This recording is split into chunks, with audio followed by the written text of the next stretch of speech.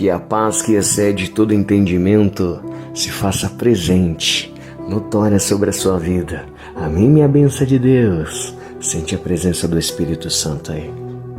Sente a presença dele, aleluia. Que Deus continue te abençoando, tá? Abençoando você, a sua casa, o seu lar, a sua família, a sua parentela. Amém? Tem bênçãos, tem vitórias. Esse ano será o ano da reviravolta na sua vida. Amém? Há provações, há lutas, batalhas que temos que travar aqui, tá? Então os verdadeiros, os valentes, que combate o bom combate, recebe o galardão e a recompensa com as honras e vitórias. Amém? Você não é um qualquer, você não é uma qualquer. Deus vai mostrar quem é você na terra. Um grande instrumento na mão dele para a glória dele.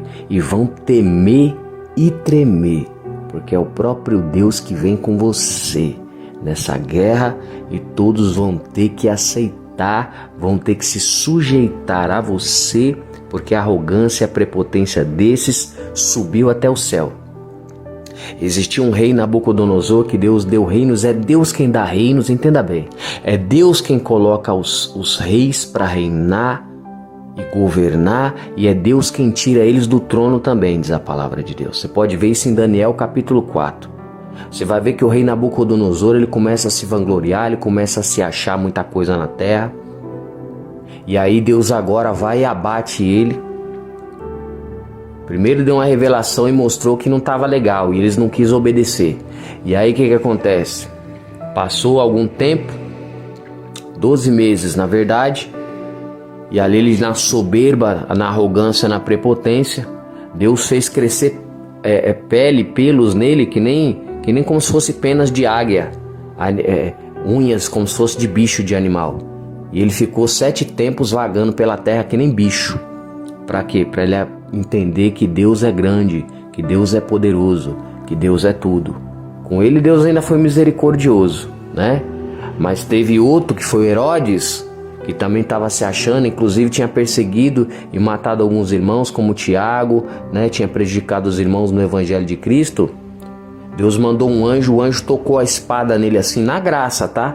Tocou a espada nele e ele foi comido por vermes, virou bicho e morreu na hora, foi fulminado na hora com vermes. Deus matou. E de onde vem esse poder? O que aconteceu isso lá? Pode acontecer qualquer hora. Entenda bem, Deus é o mesmo ontem, hoje, amanhã e sempre. Ele é todo poderoso. O poder está em suas mãos. Ele tem todos os domínios sobre a terra, sobre todos os reinos. Tá entendendo ou não? Sente a presença dele aí, ó. Olha o Espírito Santo falando com você. Deus, ele é todo poderoso. E ele dá o reino a quem ele quiser. Inclusive ele pega sempre aquele que ninguém quer. Aquele que ninguém acredita, aquele que, sei lá, o pessoal fala, não, isso aí não tem potencial. Pronto, é isso aí que Deus escolheu. Deus nunca vai pegar o rico, nunca vai pegar o próspero, o grandão para fazer grande, não.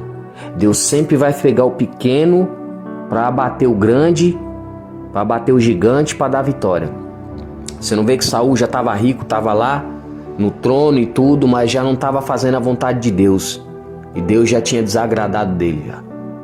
Aí Deus foi e levantou um servo dele, levantou Davi. E ungiu Davi a rei. Olha isso. E Deus deu o trono para Davi. Deu ou não deu? Deu. Então as promessas de Deus na sua vida, elas vão se cumprir. Aquilo que Deus prometeu na sua vida. Mas se Deus também falou que ele vai tirar alguma coisa de você, que ele tirou, que você não tem mais, então esquece. Então esquece. É melhor você esquecer, que é melhor para não ficar mais tranquilo. Porque se Deus fala que ele dá, ele dá. Se Deus ele fala eu tirei, eu também tirei também. Porque com Deus é assim. Ele falou para Saul, ó, já era, cansei, já vou usurpá-lo do seu trono e achei uma pessoa melhor do que você para guiar o rebanho, para guiar o meu povo, para fazer o meu trabalho aí, porque você é desobediente. Não quer obedecer. A Bíblia diz que a rebeldia é que nem o pecado da feitiçaria, Samuel falou. Porque não queria obedecer a Deus. Então a desobediência leva ao fracasso. É melhor você obedecer a Deus. É melhor obedecer do que sacrificar. Nesse mesmo texto, Samuel fala para Saul isso daí. Porque tem gente que sacrifica, mas não obedece. Não, tem que obedecer ao Senhor. E tem gente que nem sacrifica, que quer viver de qualquer maneira, vivendo no pecado, fazendo tudo que não presta, e ainda não obedece. Aí é pior ainda. Pior ainda. E aí Deus vai dando corda, Ele dá anos, Ele dá tempos, e Ele vai falando, Ele vai, sabe, tendo paciência. Mas quando Deus cansa, Ele fala, quer saber, não dá mais, acabou o legado, acabou o reinado, eu arrumei uma pessoa melhor do que você para guiar aí, para fazer os trabalhos. Aí não adianta chorar, nem espernear, pode chamar os amiguinhos, o falso profeta, pode chamar o Papa para massagear o ego, não adianta, não resolve. Porque Deus tem todo o poder sobre tudo. Olha lá Nabucodonosor, virou foi bicho e foi viver no meio dos animais lá, que nem bicho. Até ele entender que Deus é tudo, que Deus é grande, que Ele é todo poderoso. E debaixo dele, nós estamos debaixo dos pés dele aqui, ó. Porque ele está num alto, muito alto e sublime trono. De forma que todos nós estamos debaixo dos pés dele. Então toda a reverência para ele, por santo, glorioso, majestoso, todo poderoso, toda a reverência para ele ainda é pouco. Porque tem gente que perdeu o respeito, perdeu a reverência. Faz as coisas de Deus de qualquer jeito, de qualquer maneira, não tem mais respeito. Vivendo no pecado, fazendo tudo que não presta. Não tá nem aí pros irmãos, pras ovelhas, não apacenta as ovelhas, não quer cuidar das ovelhas, coisa de nada, só quer saber de benefício. E muitos tá aí de capa de engano, sorrindo e tal, fazendo uma medinha pras ovelhas, mas é porque quer a lã e a gordura e as ovelhas vivendo de capa de aparência. Porque se mostrar a sujeira do que eles é realmente, o que tem no coração e a intenção, claro que as ovelhas nem vai estar ali, né? Porque vai ver que uns mercenários são lobos em pele de cordeiro, querendo dar um de ovelha, mas é lobo, lobos devoradores, como Jesus diz, que enviar a gente por meio de lobos. Então Jesus liberta, Jesus transforma, Jesus muda também. Só que Ele dá o reino e Ele toma também. E Ele dá para quem Ele quer. E a gente vai falar de uma história sobre um aqui, ó, que era excluído pela família, que era humilhado, sabe, que não era tido como nada pela sociedade, que não era ninguém. Provavelmente Davi era um filho bastardo, não posso afirmar isso, mas ele mesmo em Salmo 51, versículo 5, ele faz: Senhor, mas em pecado eu fui gerado, em pecado me concebeu-me a minha mãe. A Bíblia diz que Davi tinha um semblante, ele tinha um aspecto agradável, ele era bonito, ele era belo, ele era ruivo, Davi. E a Bíblia enfatiza várias vezes que ele era ruivo, né? Então provavelmente é possível que Jessé, o belemita, tenha tido uma relação extraconjugal, né? E naquela época, se o filho nascesse homem, ficava o opróbrio pro pai. Se fosse mulher, o opróbrio ficava para a mãe.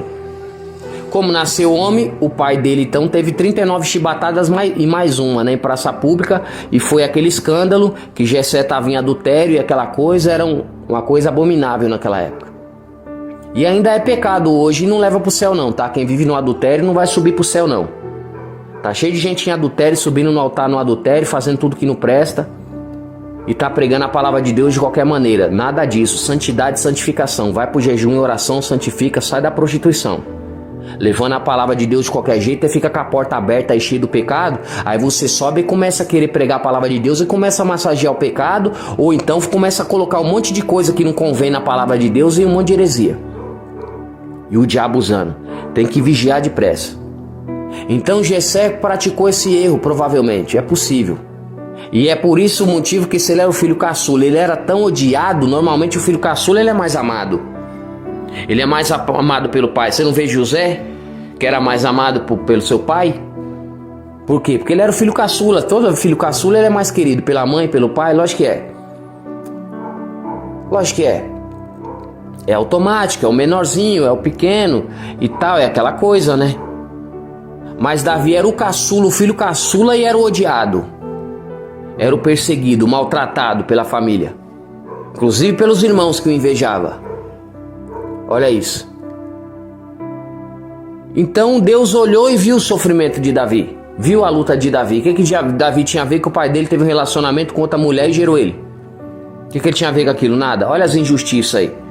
Todo aquele que Deus escolheu para subir para o topo vai passar por grandes injustiças, grandes coisas, grandes sofrimentos.